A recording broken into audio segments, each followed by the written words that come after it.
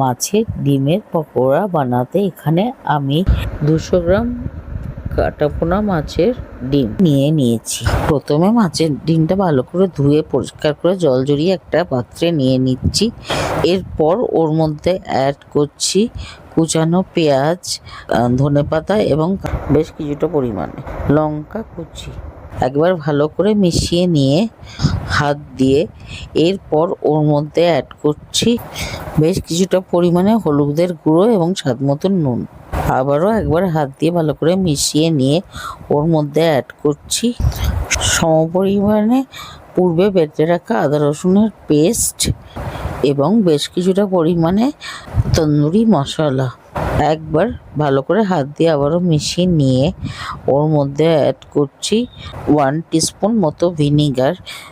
এইখানে ভিনিগারটা অ্যাড করছি যাতে করে মাছের ডিমের আঁশটা গন্ধটা চলে যায়। আবারও একবার ভালো করে হাত দিয়ে মিশিয়ে নিয়ে ওর মধ্যে অ্যাড করছি বেশ কিছুটা পরিমাণে কাশ্মীরি লাল লঙ্কার গুঁড়ো, 2 হাতের তালুতে ঘষে নেওয়া বেশ কিছুটা পরিমাণে জোয়ান এবং অল্প পরিমাণে রোস্টেড জিরের গুঁড়ো।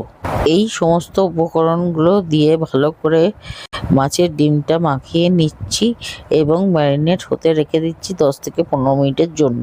15 মিনিট পরে ওর মধ্যে অ্যাড করছি আবারও অল্প ধনেপাতার কুচি, বেশ কিছুটা পরিমাণে লঙ্কা কুচি।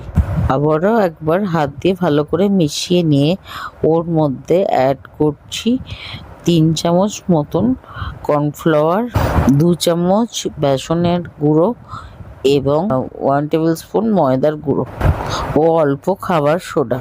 এই সমস্ত উপকরণ অ্যাড করে মাছের ডিমের সঙ্গে ভালো করে মিশিয়ে নিয়ে এবারে একটা ফ্রাইং প্যান নিয়ে গ্যাস ওভেনে বসাচ্ছি এবং পর্যাপ্ত পরিমাণে তেল অ্যাড করছি। তেলটা যখন গরম হয়ে গেল ওর মধ্যে ধীরে ধীরে মাছের ডিমের বড়াগুলো ছেড়ে এপিট ওপিট করে লালচে ব্রাউন করে ভেজে নামিয়ে নিচ্ছি একটা প্লেটে। তৈরি হয়ে গেল আমাদের টেস্টি ডিলিশিয়াস ইয়ামি মাছের ডিমের বড়া রেসিপি। এই রেসিপিটাকে স্টার্টার হিসাবে খাওয়া যায় এবং মেন কোর্সে ডালের সঙ্গে ভাত দিয়েও খাওয়া যায়।